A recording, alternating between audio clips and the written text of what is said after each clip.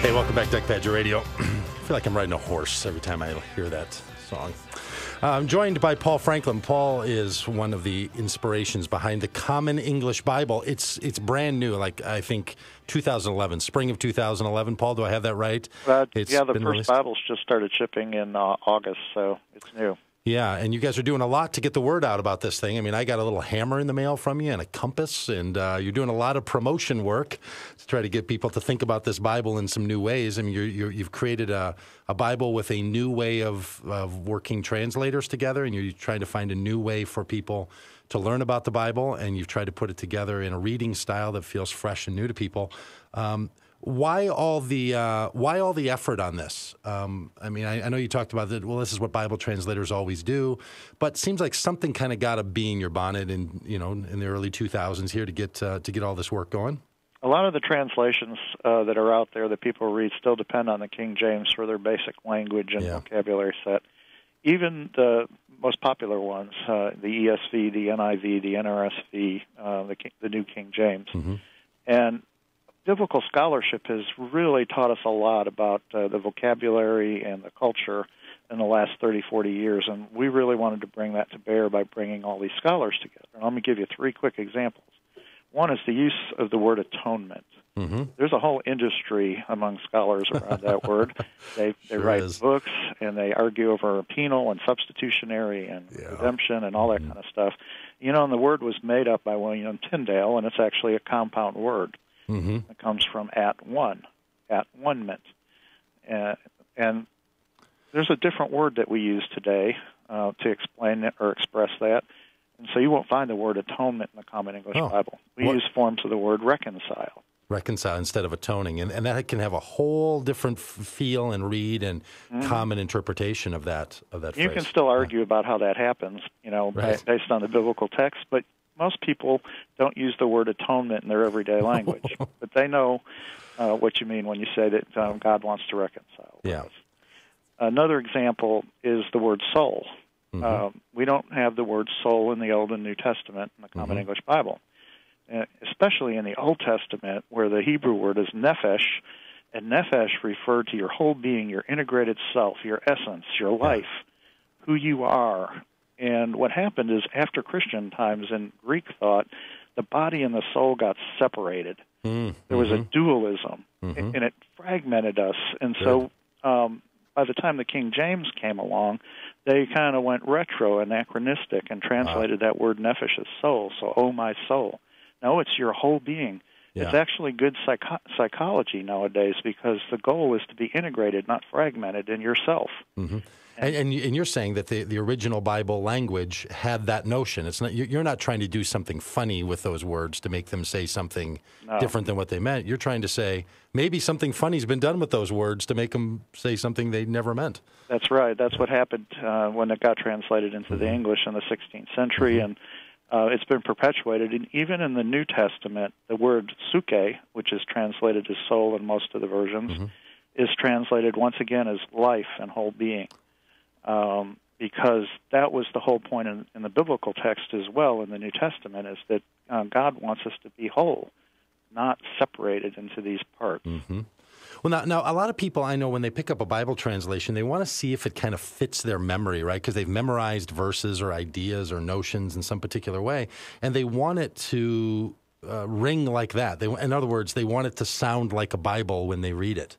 Do you all have concern that people are going to read this and be like, hey, I really like the good, solid theological work and the contemporary language, but I don't know, the King James sounds like the Bible, and this doesn't sound like the Bible.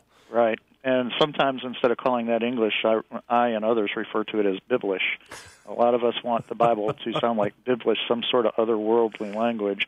A good example is the Lord's Prayer. Hallowed be thy name. It's said in most churches that have a creedal approach and liturgical. And we have in the Common English Bible, uphold the holiness of your name. And will that take the place of these memory tapes that we have from, say, the 60s when most of us grew up and learned those texts in Sunday school for the first time? Not next year.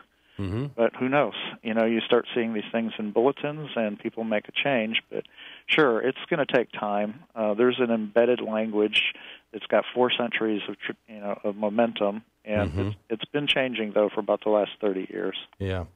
One of the comments that you make in the publicity material about this, which I thought was interesting, is you say the Common English Bible is a non-polarizing Bible translation.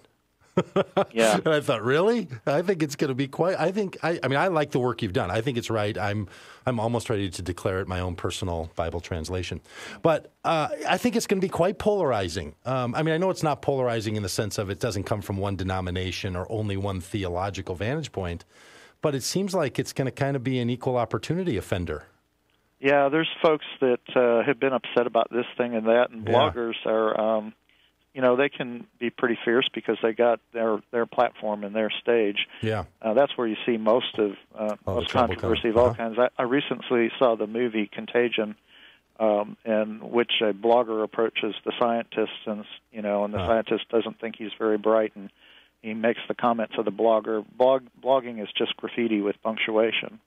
And sometimes I have that sometimes it feels that way, huh? Yeah. Yeah. Well, so what are you looking for on this? Do you want whole churches to adopt it as sort of one of the Bibles that they use in their pews? Do you want authors to start using it in the books that they write when they refer to Bible translations? Do you want curriculum writers to use it? Is that one of the approaches you're taking to embed all of it the above? The curriculum where I work is shifting in that direction. There's 5 denominations involved in sponsoring this through their publishing houses, not through, kind of a top-down ecclesial approach. Just the publishers know that they're all out there and competing for attention for their products.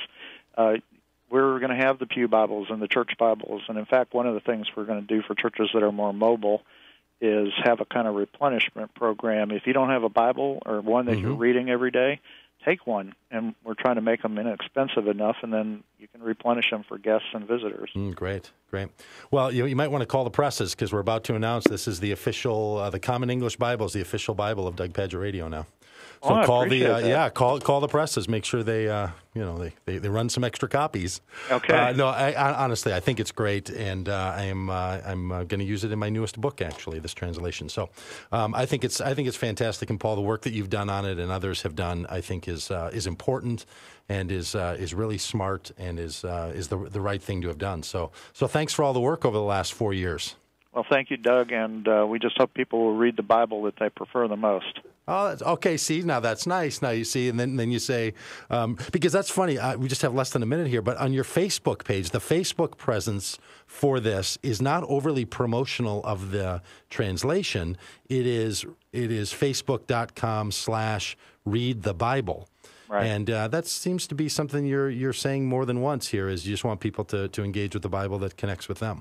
Yeah, if they'll live it every day, it doesn't matter what translation they read, frankly, if they'll just live it. Yeah, but most people I know don't, so they might as well start with a new translation if they're going to give a run at that, huh? That's good. Yeah, so to the rest of us who can't figure out how to live the Bible every day, let's start with a new translation. The Common English Version, the Common English Bible, the CEB, as people in industry call it. Paul, thanks a lot for being on the show. Thank you. Hey, Doug Pagitt Radio, religious radio that's not quite right on AM 950 and DougPagittRadio.com. Back after the break here with Carla Barnhill, the advice giver.